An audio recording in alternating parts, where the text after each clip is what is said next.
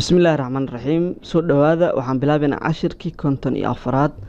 cashirkan insha allah waxaan ku qaadanaynaa labadan qeybood qeybtan waxay ku saabsan tahay xarafka dha qeybtan waxay ku saabsan tahay xarafka ca marka isla socod wanaagsan insha allah waa bilaabaynaa dhab dheb dhib dhob dhub dhaab dheeb dhiib dhoob dhuub aan ku celiyo mar kale dhab dheb dhib dhob dhub dhaab dheeb dhiib dhoob dhuub haye ereydan soo fiiro marka ereygan wuxuu ka kooban yahay laba qeybood qeybtan waa dha qeybtanna saddex xabuqaa saddexdaas maxay yihiin marka maxaa laisku dhahaa horta labadan waa ga xa ku dar marka gax haye ereyga muxuu noqonaa marka dhagax dhagax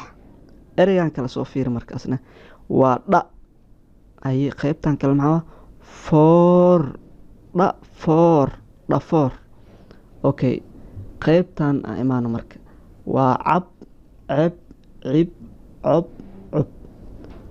caab ceeb ciib coob cuub aan ku celiyo mar kale cab ceb cib cob cub caab ceeb ciib coob cuub tartiib aan u aqriyo cab ceb cib cob cub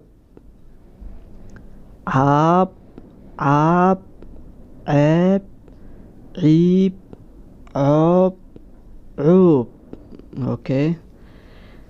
ereydan soo fiiri marka ereygan ugu horeeyo qeybta jaalaha waa cam cam cam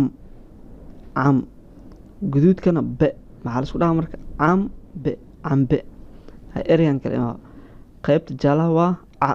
guduudkana nab canab canab canab canab marka waxaan rajeynaa inaad fahanteen la socda cashirka konton iyo shanaad guulaan idin rajeynaa dhammaantiin wasalaamu calaykum waraxmatullaahi wabarakaatu